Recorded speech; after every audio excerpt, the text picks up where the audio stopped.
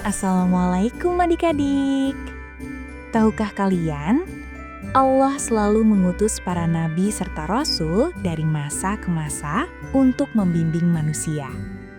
Namun, godaan dari iblis juga tidak pernah berhenti dari masa ke masa, yang membuat manusia terus jatuh dalam keadaan berdosa. Seperti yang terjadi pada penduduk Ninawa. Mereka terkenal karena kemakmurannya dan juga padat penduduk. Tapi mereka justru menyekutukan dan menyembah patung-patung berhala. Mereka membangun patung-patung berhala dengan berbagai wujud.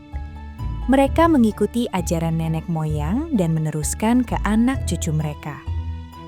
Ajaran ini semakin melekat, hingga mereka melupakan ajaran nabi dan rasul terdahulu. Nabi Yunus lahir di tengah-tengah penduduk Ninawa, tapi beliau tidak terpengaruh dengan ajaran nenek moyang mereka. Beliau teguh beriman kepada Allah sesuai dengan ajaran para nabi dan rasul terdahulu. Allah tidak pernah meninggalkan hambanya, maka Allah mengutus Nabi Yunus alaihi salam di antara penduduk Ninawa untuk berdakwah agar mereka bertaubat dan kembali beriman kepada Allah Subhanahu wa Ta'ala. Setiap hari, Nabi Yunus mengajak kaumnya dengan penuh kesabaran. Namun, seperti kaum durhaka lainnya, mereka justru mengejek dan menolak ajaran Nabi Yunus. Nabi Yunus berusaha memberitahu mereka mengenai hari kiamat yang pasti akan datang. Beliau juga mengingatkan mengenai azab bagi kaumnya yang tidak beriman kepada Allah. Penduduk Ninawa pun tetap keras kepala dan tidak percaya dengan pengingat yang disampaikan Nabi Yunus alaihi salam. Astagfirullah. Walaupun dakwah beliau sudah ditolak oleh penduduk Ninawa, Nabi Yunus tetap berdakwah, hingga akhirnya beliau sedih dan kecewa pada kaumnya. Nabi Yunus berdoa kepada Allah agar diberi petunjuk apa yang harus dilakukan untuk menyadarkan penduduk Ninawa ini. Namun, karena kekecewaan beliau, Nabi Yunus memutuskan meninggalkan kaumnya terlebih dahulu sebelum turunnya perintah Allah datang. Beliau berjalan menuju ke pantai, Nabi Yunus mencari kapal dan berniat pergi ke tempat lain. Waktu itu matahari sudah terbenam, namun Nabi Yunus masih bimbang akan keputusannya ini. Mengingat kaumnya yang kejam, beliau kembali kecewa dan marah. Namun, tahu nggak adik-adik? Allah sesungguhnya ingin mengajarkan Nabi Yunus tentang kesabaran dan keteguhan hati. Nabi Yunus menaiki kapal dan bergabung bersama penumpang lainnya. Beliau menyendiri di kapal. Hingga tiba-tiba saja, angin bertiup sangat kencang, ombak yang tinggi dan kilatan petir yang menggelegar. Kapal bergoyang dengan hebat. Para penumpang ketakutan. Ketika air mulai membanjiri lambung kapal, mereka pun mulai membuang barang-barang ke laut agar kapal tidak tenggelam. Meskipun mereka sudah membuang semua barang ke laut, namun kapal masih terasa berat. Sang nahkoda pun menduga sudah ada yang berbuat dosa besar, sehingga Tuhan marah dan membuat badai yang sangat menakutkan. Sesuai tradisi yang mereka percayai untuk meredakan ganasnya badai, mereka harus mengorbankan salah satu di antara mereka dengan undian. Ketika undian sudah selesai dibuat, sang nahkoda mulai melakukan undian. Undian pertama, nama Yunus keluar. Undian kedua, nama Nabi Yunus keluar lagi. Hingga undian ketiga hasilnya tetap sama. Nama Nabi Yunus keluar 3 kali berturut-turut. Semua penumpang dan awak kapal pun sepakat bahwa Nabi Yunuslah yang harus dikorbankan. Saat para awak kapal berjaga membawa senjata tajam seandainya Nabi Yunus melawan, beliau justru berpikir apakah ini adalah ujian dari Allah Subhanahu wa Ta'ala.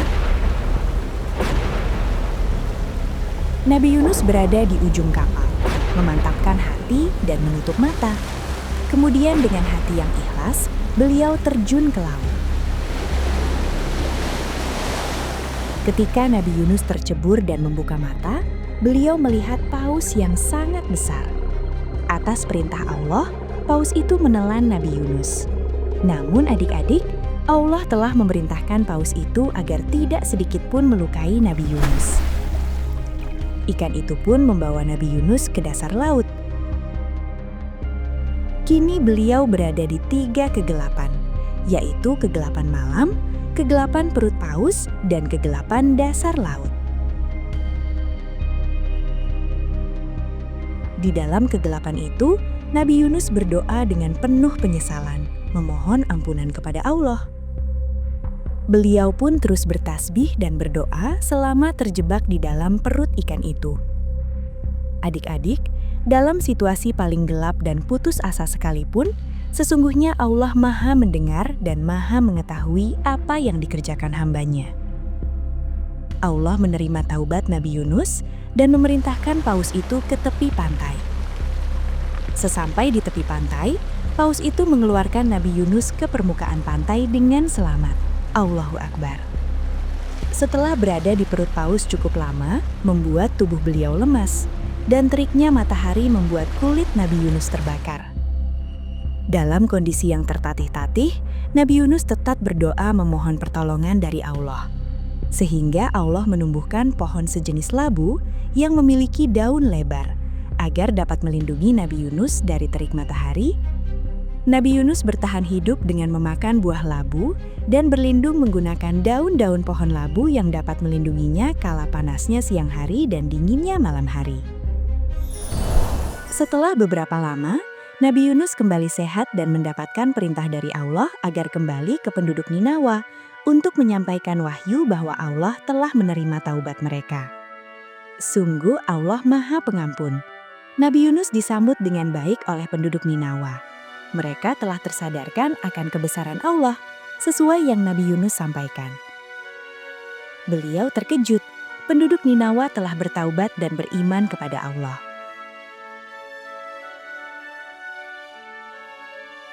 Nabi Yunus pun menyampaikan kepada penduduk Ninawa bahwa Allah telah menerima taubat mereka. Mereka pun bersujud syukur mengetahui Allah telah menerima taubat mereka. Setelah itu, penduduk Ninawa kembali hidup makmur dan bahagia. Nabi Yunus terus berdakwah hingga usia 110 tahun. Masya Allah.